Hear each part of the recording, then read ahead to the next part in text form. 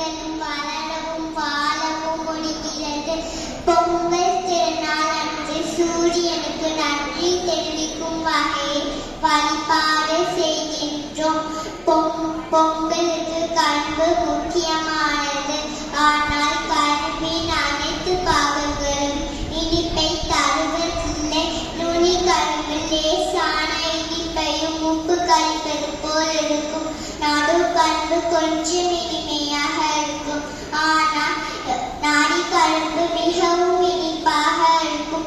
அதுபோல வாழ்க்கையில் நாம் முன்னேற கடினமாக உழைக்க வேண்டும். கடின உழைப்பு ஆரம்பத்தில் நுனி கரும்பு போல் இனிமை தராது. போக போக அதிக வெற்றியையும் மகிழ்ச்சியையும் கொடுக்கும். தமிழ்நாட்டில் 4 நாள் பொங்கல் திருவிழா கொண்டாடப்படுகிறது.